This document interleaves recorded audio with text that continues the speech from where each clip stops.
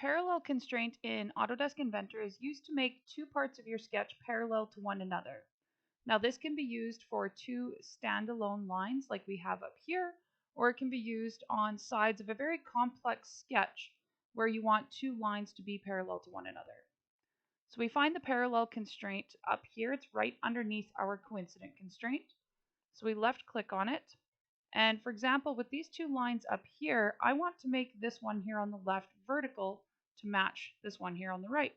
So I'm going to click on the line on the left, click on the line on the right, and you'll notice it turns it to match the second line here, and it gives us a little pop-up here saying these guys now have a parallel constraint placed on them. That's what that little symbol means. So that's with vertical lines. Let's come down here now and look at these ones. So you can see I've locked this line here that's lime green. I've locked it in at 60 degrees to the horizontal. And I want this line over here on the left to match the angle of that line. So I'm going to left click on the line that I want to change, left click on the line that I want it to match, and again it flips it around so that it's at the same angle as this line. Now just note here that all it's doing is making them parallel. It is not equaling their length. You'll notice they're very obviously different lengths.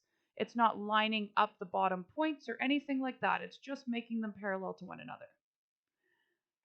Now, that's how we deal with standalone lines. If we were to get into more complex geometry, which we're taking just one step up here with a rectangle, we can see that this side of my rectangle is not at 90 degrees. It's not at a right angle, and I want it to match this side over here.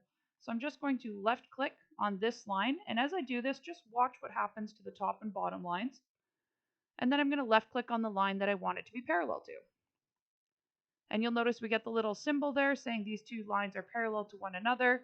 If I turn off my constraint and I view my geometric constraints, when you hover over top of this little symbol, you'll notice you'll notice the two lines here go lime green, the ones that are actually parallel to one another. So hovering over the parallel symbol makes both lines go lime green, so you can actually see which line it's parallel with, which is very, very handy when you're actually dealing with a really complex shape that has lots and lots of lines in it, so you can see which one it's related to. So that's how we use the parallel constraint in a 2D sketch in Inventor.